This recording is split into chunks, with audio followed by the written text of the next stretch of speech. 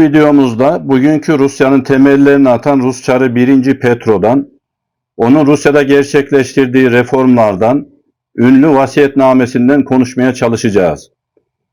1. Petro'yu önemli kılan hususlardan birisi, Rusya'nın dünya hakimiyeti ve dünya ticareti için sıcak denizlere inme fikrini öne süren ilk kişi olmasıdır. Bu hedefi için Baltık Denizi'ne hakim olmak, Karadeniz'e ve boğazlara kadar inmek amacından hiç vazgeçmemiştir. Bu siyasetinin devam ettirilmesini kendisinden sonraki Rusya yöneticilerine de vasiyet etmiştir.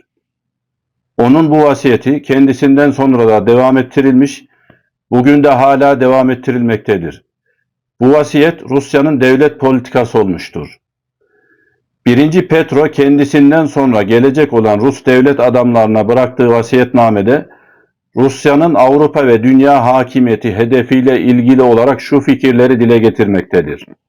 Rusya devletinin bütün Avrupa'yı hakimiyeti altına alacağına inanıyorum. Dünyanın bu kıtasında bulunan milletlerin çöküntüye yaklaşıp harap olmaya yüz tutmaları bu düşüncemi kuvvetlendiriyor. Bu milletleri diğer genç bir devlet, kendisi tam bir güce kavuştuğu zaman tam bir hezimete, yenilgiye uğratır. Batı ve doğu taraflarına hücumu Allah'ın emri sayarım.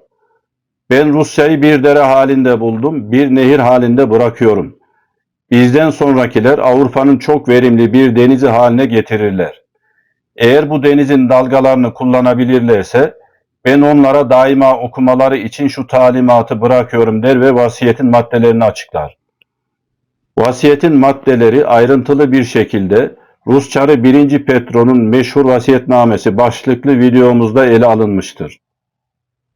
Çar Petro, 1. Petro, Büyük Petro, Türkler arasında Deli Petro veya Piotr Alekseyevich lakaplarıyla anılmaktadır. 1672 yılında doğan ve 1725 yılında ölen 1. Petro, Rus Çarlığını 1682 yılından 1696 yılına kadar üvey ağabeyi 5. Ivan ile birlikte Çar olarak, daha sonra 1696 yılından ölüm tarihi olan 1725 yılına kadar tek başına imparator olarak yönetmiştir.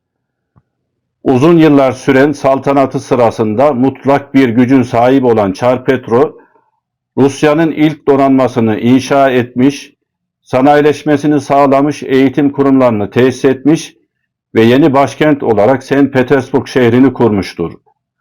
Bu icraatlarıyla Rusya'da gerçek bir reform meydana getirmiştir. 1. Petro özellikle Batı Avrupa'ya yaptığı uzun yolculuk sırasında Avrupa'daki gelişmeleri yakından takip etme imkanı bulmuştur. Avrupa gezisi Petro'nun Rusya'yı modernleştirmesinde, ülkesini güçlü ve modern Avrupa ülkeleriyle eşit bir zemin üzerine oturtmasında etkili olmuştur. 1. Petro'nun devletini genişletmeyi, dünya hakimiyetini ele geçirmeyi amaçladığını söylemiştik. Bu hedeflerine ulaşmak için ticareti geliştirmenin önemini kavramıştır. Ancak Rusya, kuzeyinde buzlarla kaplı denizler, güneyinde ise Osmanlı Devleti'nin denetim altındaki Karadeniz arasında sıkışmış bir ülke konumundadır. Ticarete uygun limanları yoktur. Petro, ticaret için sıcak denizlere inme gereğini fark eden ilk kişidir. Sıcak denizlere inme planını gerçekleştirmek için ilk teşebbüsü Azak Kalesi'nin kuşatılması olmuştur. 1695 yılında ani bir baskınla Azak Kalesi'ni almayı dener. Ancak deniz kuvvetlerinden yoksun olan Rus ordusu 96 günlük bir kuşatmadan sonra çekilmek zorunda kalır.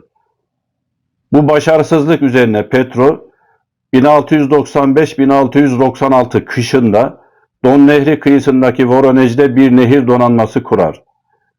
Kaleyi karadan ve denizden 31.000 asker ve 170 topla kuşatarak 6 Ağustos 1696 tarihinde teslim alır. Asıl amacı Karadeniz'e ve oradan boğazlara kadar gidebilmektir. Bu amacından hiç vazgeçmemiş ve bu politika kendisinden sonra da devam ettirilmiştir.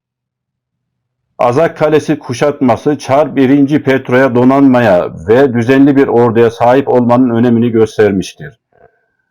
Bu amaçla ülkeye yabancı uzmanlar davet etmek yerine soylu ailelerden seçilen gençlerin eğitim için İngiltere, İtalya ve Hollanda'ya gönderilmesini emreder. Avrupa'nın başarısının hangi şartlar altında geliştiğini ve mümkün hale geldiğini öğrenmek, Avrupa'daki ilerlemeyi Rusya'ya taşımak istemektedir. Kendisi de denizcilik eğitimi için 1697 yılında kimliğini gizleyerek yurt dışına çıkar.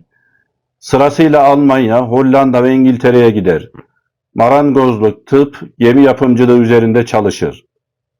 Avrupa seyahatinin sonunda kimi Avrupa adetlerinin Rus adetlerinden üstün olduğuna kanaat getiren Petro, tüm saraylıların ve memurların sakallarını kesmesini, batılı giysiler giymesini ister. Bu durum sakalını kesmeyen Rus aristokrasisi içinde büyük sıkıntı meydana getirir. Bu sorun sakalını kesmek istemeyenlere yıllık 100 ruble sakal vergisi karşılığında çözülür. Böylece sakal tıraşı Rus modernleşmesinin simgelerinden biri haline gelmiş olur. Büyük Petro Avrupa'da gördüklerinden ilham alarak Moskova'ya döner ve değişimin ülkesi Rusya'da da uygulanmasına karar verir. Yeni askeri alaylar oluşturur, modern yeni bir askeri üniforma getirerek Rus ordusunu yeniden şekillendirir. Kilisenin idaresini devralacak ve Rus Ortodoks Kilisesi'nin en yüksek başkanı olacak bir din adamı tayin eder. 1. Petro Rusya'nın uluslararası ticaret alanında dışa daha az bağımlı kalması için tekstil, deri işçiliği ve silah yapımı, toplar ve tüfekler gibi çeşitli endüstri alanlarını geliştirir. Rus sanatçılarını inceleme yapmak üzere İtalya ve Hollanda'ya gönderir. Bilim Akademisi Müzesi'ni kurar. Çar Petro'nun en uzun ömürlü miraslarından biri Rusya Bilimler Akademisi ve diğeri de St. Petersburg Devlet Üniversitesi olmuştur.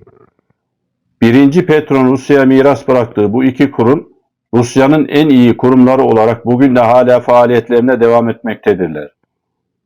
1. Petro'nun en önemli icraatlarından birisi de St. Petersburg şehrinin kuruluşudur.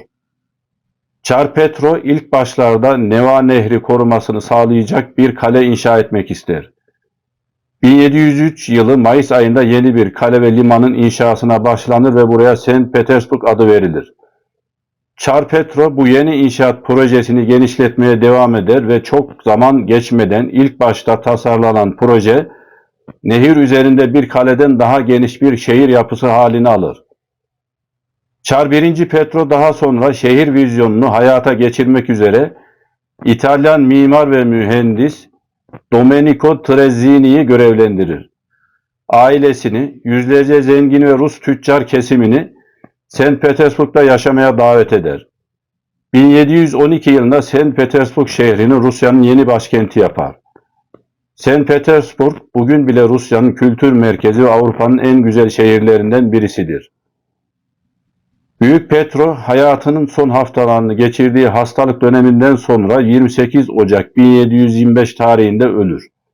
1. Petro'nun imparatorluk dönemi Rus toplum kesimlerinde fikir ayrılıklarının olduğu bir dönemdir. Bu dönemi eleştirenler olduğu gibi takdirle karşılayanlar da vardır. Bazı kesimler Büyük Petro'nun otokratik hükümdarlık dönemine eleştiri getirirken, diğer kesimler ise bu dönemi Rus tarihinin altın dönemi olarak değerlendirirler. Bugünkü Rusya'nın dünya siyaseti ve Türkiye ile ilgili politikalarını iyi bilmek ve doğru değerlendirebilmek için 1. Petro'nun vasiyetnamesini, hayatını, düşüncelerini bilmenin, öğrenmenin önemli olduğu kanaatindeyiz. Bir videonun daha sonuna gelmiş bulunuyoruz. Tekrar görüşmek üzere, hoşça kalın.